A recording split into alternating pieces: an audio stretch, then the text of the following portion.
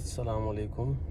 آج 10 محرم ہے اور بہت عقیدت سے منایا جاتا ہے دنیا بھر میں 9-10 محرم، اور بہت زیادہ دسترخوان وسیع کیے جاتے ہیں، سبیل لگائی جاتی ہیں، لنگر تقسیم ہوتے ہیں، گھروں میں کھانے پکا کے بانٹے جاتے ہیں۔ تو یہ بہت خوش نصیبی کی بات ہے بحیثیت مسلمان۔ اللہ تعالیٰ نے اس قوم پہ، اس مسلمانوں پہ اتنا فضل اور کرم کیا کہ ہمیں یہ دن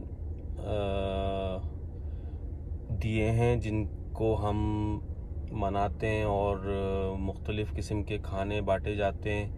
تو کہنے کا مقصد یہ تھا ان دن کے حوالے سے کہ اللہ کا بہت شکر ہے، بہت بہت بہت شکر ہے کہ ہمیں اتنی استطاعت اللہ تعالیٰ نے دی کہ ہم ان دنوں کے حوالے سے دسترخوانوں کو وسیع کرتے ہیں اور لنگر تقسیم کرتے ہیں۔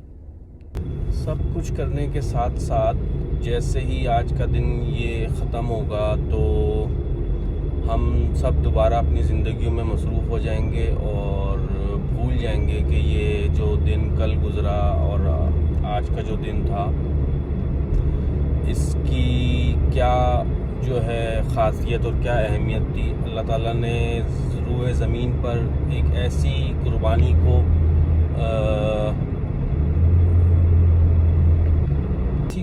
کو روئے زمین پر انسانیت کے لیے چن لیا جس کی رہتی دنیا تک کوئی مثال نہیں ملے گی۔ ایسی قربانی اور ایسی بھوک اور پیاس جو کہ دنیا میں آج تک دوبارہ کبھی بھی نہیں دیکھی گئی۔ اس قربانی کے لیے اللہ تعالیٰ نے اہل بیت کو چن لیا جس کی واضح نشانیاں آپ صلی اللہ علیہ وسلم نے ظاہر کی تھیں اور ساری چیزیں بتا دی تھیں، اور جس کے بعد اس قربانی کے بعد جو اللہ تعالیٰ نے مسلمانوں کو اور اسلام کو جو تقویت اور جو شہادت کے جذبے سے سرشاد کیا، اس کی مثال رہتی دنیا تک قائم رہے گی۔ اور جو ہے اس کے بعد مسلمانوں کو اور اسلام کو لازوال تقویت حاصل ہوئی۔ اہل بیت کی اس عظیم شہادت اور عظیم قربانی کے بعد جو شہادت کا جذبہ ہے وہ زندگی بھر جب تک دنیا قائم ہے وہ باقی رہے گا۔ کہنے کا مقصد یہ ہے کہ ظلم کہیں پر بھی ہو، کسی پر بھی ہو، ظلم ہوتا ہے، اور اس معرکے کے بعد حق اور باطل کا واضح فیصلہ ہو گیا تھا۔ تو شکر ادا کیا کریں آپ جب بھی آج کے دن جو کھانا کھا رہے ہیں اور جو پانی پی رہے ہیں، تو اس بھوک کو اور اس پیاس کو بھی یاد رکھیں اور اس فلسفے کو، اس قربانی کی اہمیت کو بھی یاد رکھیں۔ ہمیں اللہ تعالیٰ نے اتنی نعمتوں سے نوازا ہے کہ ہم بڑے آرام سے بیٹھ کر اپنے دسترخوانوں پہ کھانے کھا لیتے ہیں اور پانی پی لیتے ہیں۔ تو اس بھوک اور پیاس کو بھی یاد رکھیں جو اتنی شدت کی پیاس اور اتنی شدت کی بھوک میں انہوں نے وہ وقت گزارا اور اسلام کے لیے ایک لازوال قربانی دی۔ تعالیٰ ہمیں اس قربانی کو ہمیشہ یاد رکھنے کی توفیق دے، اور اس سے ہمیں یہ سبق ملتا ہے کہ ظلم کے آگے کبھی بھی سر نہیں جھکانا، اور حق اور حق کے لیے آپ نے آواز اٹھانی ہے، چاہے وہ باطل کوئی بھی ہو، مسلمان ہو یا کافر ہو۔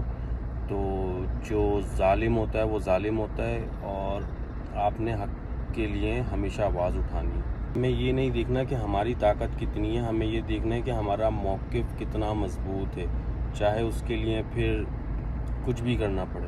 آپ کا موقف اگر درست ہے، آپ حق پر ہیں، تو اس کے بعد اگر کوئی لاکھوں کروڑوں لوگ بھی آپ کے سامنے کھڑے ہو جائیں تو آپ نے حق بات کرنی ہے، چاہے اس کے لیے آپ کو جتنے بھی ظلم اور زیادتیاں سہنی پڑیں۔ تو اللہ تعالیٰ ہمیں توفیق دے کہ ہم حق پر اور سچ پر کھڑے ہوں، اور اللہ ہمیں یہ توفیق دے کہ حضرت امام حسین کی قربانی اور ان کے گھرانے کی قربانی کو کبھی فراموش نہ کرنے کی اور اس کے جو اسباب تھے اس کو ہمیشہ یاد رکھنے کی توفیق عطا کرے، آمین۔ حضرت امام حسین نے حق کی خاطر اپنے پورے خاندان کی قربانی پیش کی، صرف اسی لیے کہ رہتی دنیا تک مسلمانوں کو اس بات کا اندازہ اور اس بات کا سبق ہو جائے کہ حق پر رہتے ہوئے چاہے جتنی بھی مشکل ہو، آپ نے حق سے پیچھے نہیں ہٹنا۔ السلام علیکم۔